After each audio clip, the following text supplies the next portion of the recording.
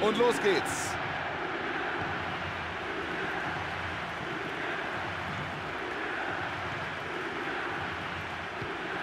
Felipe Melo. Und jetzt Sneijder. Gut durchgepasst. Da ist es passiert. Sie kontrollieren das Spiel von Beginn an. Von wegen erstmal gegenseitiges Abtasten. Sie schlagen sofort zu. Sie gehen sofort in Führung. Dieser Treffer zeigt wieder einmal, was in dieser Mannschaft steckt. Das ist Spielverständnis. Das ist Kombinationsfreude. Das ist ein sensationell herausgespieltes Tor. Das ist die frühe Führung. Sie haben das frühe Tor geschafft, aber sie dürfen jetzt nicht nachlassen. Das kann man besser lösen.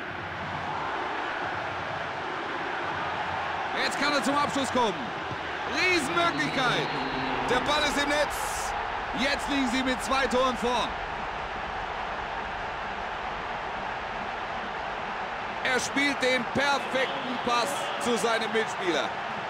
Das ist der Schlüssel zum Erfolg. Die Pässe kommen an und die Stürmer machen das Beste draus. Jetzt kann er es probieren. Und noch eins.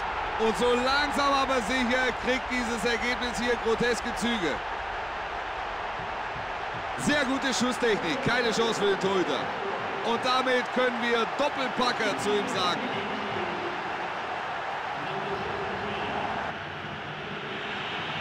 Durch die Abwehr. Und bitte. Und drehen das Ding. Ich bin mir noch nicht sicher, ob wir sagen können, dass sie zurück im Geschäft sind. Aber es sieht zumindest besser aus. Guter Pass und eine großartige Chance. Ein ganz langer Pass, trotzdem in den Fuß. Das war keine Abseitsposition, das war die Großchance. Und die lässt er liegen. Und jetzt Sneijder.